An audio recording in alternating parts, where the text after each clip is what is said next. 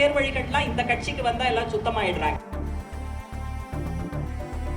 Washing மிஷின்ல சிறந்தது BJP washing machine. Washing பவுடர்ல சிறந்தது மோடி பிராண்ட் வாஷிங் பவுடர். எப்பேற்பட்ட ஊழல் செய்தவர்களாக இருந்தாலும் எதிர்கட்சியில இருக்கிற வரைக்கும் தான் அமலாக்கத்துறை ரெய்டு போகும். பிஜேபிக்கு வந்துட்டா குற்றவாளி எல்லாம் சுத்தவாளியாக மாறிவிடுகிற மேஜிக் நடப்பது பிஜேபி வாஷிங் மிஷின்ல. பொதுவா தேர்தல்னு சொன்னா தேர்தல் திருவிழா அப்படிங்கிற வார்த்தையை பயன்படுத்துவாங்க. ஆனா நாங்க மக்களுக்கு என்ன எச்சரிக்கை செய்ய விரும்புறோம்னா, நடைபெற உள்ள தேர்தல் திருவிழா அல்ல, இது தேர்தல் யுத்தம், இது தேர்தல் போர். போர்னு வந்துருச்சுன்னா நடுநிலை வகித்தால் பிரயோஜனம் இல்லை. நிலைப்பாடு ஒழுங்காக எடுக்காமல் எதிரிகள் பக்கம் நின்றால் மிகப்பெரிய ஆபத்து. எனவே இந்தியாவினுடைய எதிர்காலம், ஜனநாயகத்தின் எதிர்காலம், நம்முடைய வாழ்க்கையினுடைய எதிர்காலம் பாதுகாக்கப்பட வேண்டும் என்றால் நமக்கு முன்னாலே இருக்கக்கூடிய ஒரே தேர்வு இந்தியா கூட்டணி தான். எனவே இந்த தேர்தல் யுத்தத்தில் நீதியும் நியாயமும் தர்மமும் வெற்றி பெற வேண்டும் என்று சொன்னால் நீங்கள் வாக்களிக்க வேண்டிய சின்னம் உதயசூரியன்.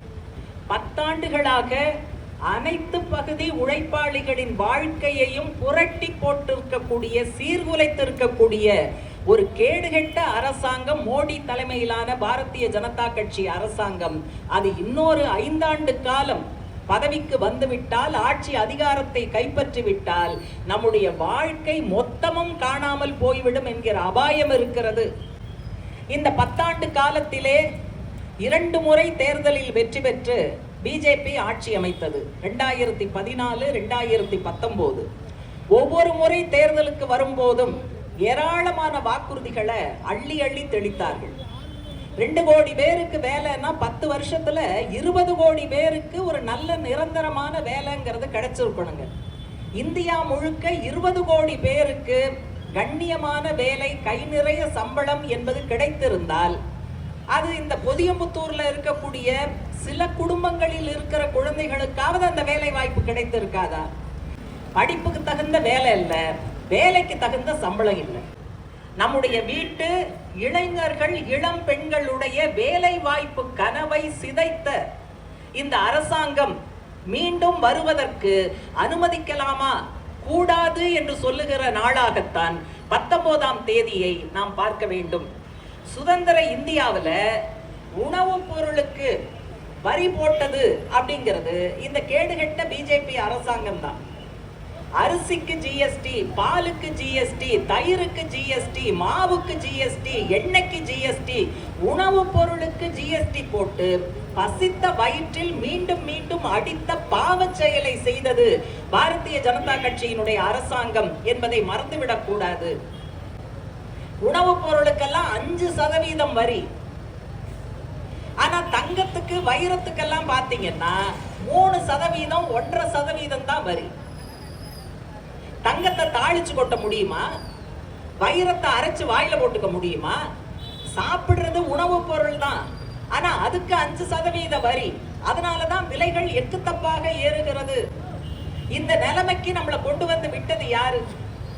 பராசக்தியில கலைஞர் எழுதிய ஒரு வசனம் வரும், ஓடினாள் ஓடினாள் வாழ்க்கையின் ஓரத்துக்கே ஓடினாள்னு. கிட்டத்தட்ட 10 ஆண்டு கால மோடி ஆட்சி நம்ம எல்லாம் துரத்தி துரத்தி வாழ்க்கையினுடைய ஓரத்துக்கே நம்மளை ஓட வச்சிருச்சு. கொஞ்சம் கூட வெட்கமாக இருக்காதா மோடிக்கு, அமித்ஷாவுக்கு, அண்ணாமலைக்கு, வானதி ஸ்ரீனிவாசனுக்கு, தமிழிசைக்கு கொஞ்சம் கூட வெட்கமாக இருக்காதா? எந்த முகத்தை வைத்துக்கொண்டு தமிழக பெண்களிடம் ஓட்டு கேட்டு வருகிறார்கள்? 10 ஆண்டுகளாக இவங்க செஞ்ச எல்லா அராஜகத்திற்கும் அதிமுக எம்பிக்கள் கைதூக்கி ஆதரவளித்தார்களா இல்லையா? பாராளுமன்றத்தில் விவசாயிகளை பாதிக்கிற, தொழிலாளிகளை பாதிக்கிற, நம்முடைய சட்டங்களை எல்லாம் மாற்றி அமைக்கிற, நீட் தேர்வை, கியூட் தேர்வை நம் மீது திணிக்கிற அப்படிப்பட்ட மோசமான சட்டங்களுக்கெல்லாம் அதிமுக ஆதரவளித்ததே. கூட்டணி தர்மம்னு ஒண்ணு இருக்கு. அதிமுக கூட்டணி தர்மத்துக்கு தான் விசுவாசமா இருக்கும். ஆகவே 10 வருஷம் நாங்க ஒண்ணு வாயே திறக்கலன்னு ஒப்புதல் வாக்கு மூலம் கொடுத்திருக்கிறார். சுயநலன் தான் பெரிதுன்னு நினைச்சிருந்தா நாங்க வந்து கூட்டணியில தொடர்ந்து இருந்திருப்போம். மக்கள் நலன் பெருசுங்கிறதுனால நாங்க வெளியில வந்துட்டோம் வசனம் பேசுற. சுயநலன் தான் பெருசு, ஊழல் சாம்ராஜ்யத்தை பாதுகாக்கணும் நினைச்சதுனால தானே 10 வருஷம் நீங்க பிஜேபியோட இருந்தீங்க. தேர்தல்ல பிஜேபியோட சேர்ந்து வந்தா தமிழ்நாட்டுல யாரும் திரும்பி கூட பார்க்க மாட்டாங்கன்னு தெரிஞ்சதுனால மலராத தாமரையோடு அழுகி போகும் தாமரையோடு இலை சேர்ந்துச்சுன்னா இலையும் சேர்ந்து அழுகி போயிடும்னு பயந்து தானே நீங்க 2 மாசத்துக்கு முன்னால வெளியில வந்தீங்க. எங்களை எல்லாம் வந்து உண்டியல் குலுக்கிகள்னு எவ்வளோ கிண்டல் பண்ணாலும் எங்களுக்கு பிரச்சனை கிடையாது. நாங்க சின்ன கடைகளுக்கு போவோம், வீடு வீடா போவோம், ஏழைங்களை பார்ப்போம், தொழிலாளி விவசாயியை பார்ப்போம்.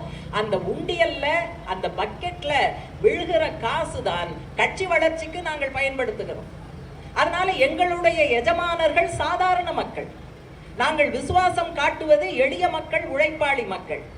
ஆனா சூட்கேஸ் குலுக்கிகளாக நீங்கள் இருந்து கொண்டு கார்பரேட்டுகளிடம் கோடி கோடியாக கை நீட்டி வாங்கி கொண்டு உண்டியல் குலுக்கிகள்னு எங்களை நீங்க வந்து கை நீட்டி குற்றம் சாட்டுவது வேடிக்கையாக இருக்கிறது. இந்த ஊழல் பேர் வழிகள்லாம் இந்த கட்சிக்கு வந்தா எல்லாம் சுத்தமாயிடுறாங்க. அதான் எல்லாரும் சொல்றாங்களே, வாஷிங் மிஷின்ல சிறந்தது பிஜேபி வாஷிங் மிஷின், வாஷிங் பவுடர்ல சிறந்தது மோடி பிராண்ட் வாஷிங் பவுடர். எப்பேற்பட்ட ஊழல் செய்தவர்களாக இருந்தாலும் எதிர்கட்சியில இருக்கிற வரைக்கும் தான் அமலாக்கத்துறை ரெய்டு போகும். பிஜேபிக்கு வந்துட்டா குற்றவாளி எல்லாம் சுத்தவாளியாக மாறி விடுகிற மேஜிக் நடப்பது பிஜேபி வாஷிங் மிஷின்ல என்று உலகம் முழுக்க சொல்லிக் கொண்டு இருக்கிறார்கள். ஊர் முழுக்க சிரிக்கிற ஏற்பாடாக இருக்கு. ஆனா அண்ணாமலை விடாம நாங்க ஸ்ட்ராங்னு சொல்றாரு. அது என்ன ஸ்ட்ராங்னா, அவர் அரசியல் கட்சிகளோட வைக்கிற கூட்டணியை சொல்ல, பணத்தோடு வைக்கிற கூட்டணி, ஊழலோடு வைக்கிற கூட்டணி, அமலாக்கத்துறையோடு வைக்கிற கூட்டணி, தேர்தல் ஆணையத்தோடு வைக்கிற கூட்டணி, நீதித்துறையின் ஒரு பகுதியோடு வைக்கிற கூட்டணி, இந்த மாதிரி கூட்டணியை நம்பித்தான் அந்த அணி களத்துல இருக்கு. செய்திகளை உடனுக்குடனும் துல்லியமாகவும் தெரிந்து கொள்ள சப்ஸ்கிரைப் பண்ணுங்க.